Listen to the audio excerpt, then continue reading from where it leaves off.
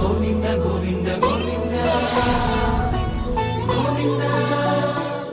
నిత్య పూజలివివు నేరిచిననోహో ప్రత్యక్షమైనట్టి పరమాత్మునికి నిత్య పూజలివివో.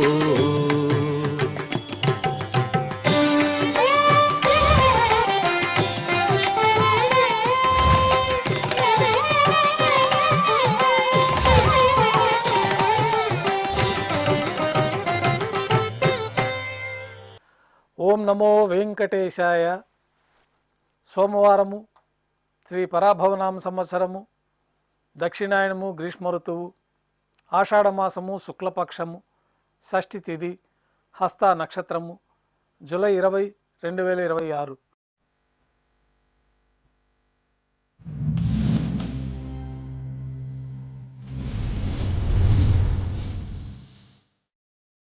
ప్రాతకాల నైవేద్యాల్లో భాగంగా అన్నప్రసాదాలు, పඤ్ఞారాలు నైవేద్యంగా సమర్పించి సాతుమూర పూర్తయిన తర్వాత భక్తులని సర్వదర్శనానికి అనుమతిస్తారు.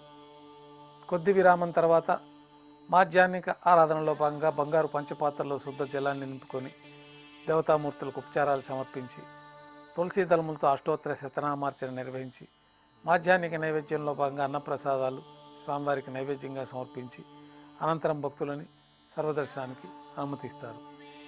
ఉభయ దేవేలతో శ్రీ మలయప్ప స్వామివారు బంగారు తిరిచిపైన వేయించేస్తారు.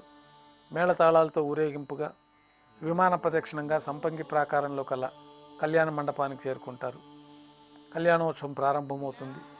పుణ్యాహవచనము, అంకురార్పణ, రక్షాబంధనము, అగ్ని ప్రతిష్ఠ, స్వామివారికి అమ్మవార్లకి కళ్యాణం సందర్భంగా నూతన పట్టు వస్త్రాల సమర్పణ, మహాసంకల్ప పఠనం, మాంగళ్యాల ఆరాధన, మాంగళ్యాల పూజ ప్రారంభమైన తర్వాత శ్రీవారి తరఫున మాంగళ్యాలని అమ్మవార్లకు సమర్పణ గావించి ఈ సందర్భంగా శ్రీవారికి అమ్మవార్లకి కర్పూర నీరాజన సమర్పణ, విశేషమైన హోమాలతో పూర్ణాహుతి పూర్తయిన తర్వాత మాలా పరివర్తనం అనే కార్యక్రమాన్ని నిర్వహించి ఉభయ దేవేరులను శ్రీవారి చెంతకు చేర్చి ఈ సందర్భంగా అక్షతారోపణం అనే వైదిక కార్యక్రమాన్ని నిర్వహించి కర్పూర నీరాజనము, నైవేద్యము, తిరిగి కర్పూర నీరాజనంతో కళ్యాణోత్సవం పూర్తవుతుంది. కళ్యాణోత్సవం భక్తుల దర్శనం అనంతరం ఉభయ దేవేలతో శ్రీ మలయప్ప స్వామివారు మేళతాళాలతో ఊరేగింపుగా ధ్వజస్తంభం వద్ద కల అద్దాల మండపానికి చేరుకుంటారు.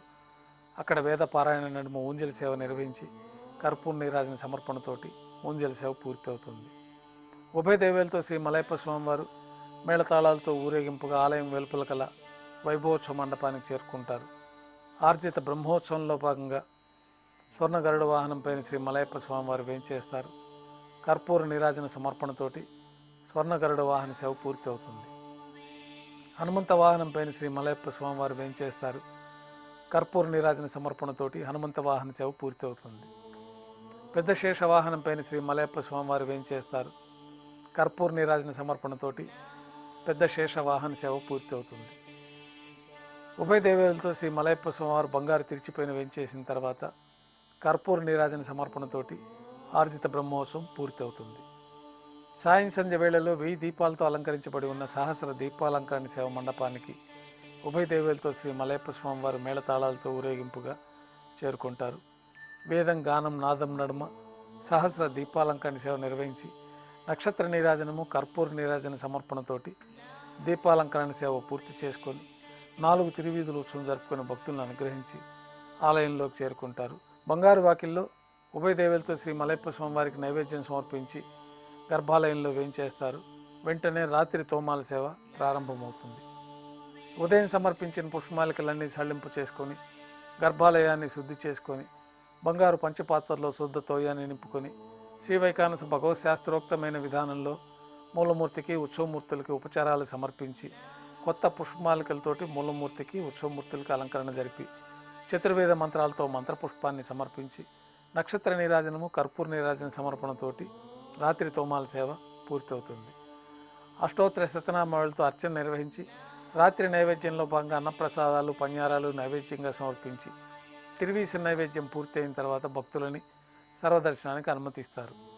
కొద్ది విరామం తర్వాత ఏకాంత సేవలో భాగంగా రాత్రి సమర్పించిన పుష్పమాలికలన్నీ సళ్లింపు చేసుకొని గర్భాలయాన్ని శుద్ధి చేసుకొని బంగారు పంచపాత్రలో బ్రహ్మ తిరువారాధన కోసమై బంగారు బిందెలోని తీర్థాన్ని సమర్పించి ఏకాంత సేవలో భాగంగా బంగారు పట్టు పాన్పు పైన శ్రీ భోగ శ్రీనివాసమూర్తి వారిని వెంచేపు చేసుకొని ఏకాంత సేవలో భాగంగా దారోష్ణమైన గోక్షీరము జీడిపప్పు ద్రాక్ష కలకండ కలిపిన మిశ్రమాన్ని దేవతామూర్తులకి పండ్లు నైవేద్యంగా సమర్పించి కర్పూర నీరాజనంతో ఏకాంత సేవ పూర్తి అవుతుంది.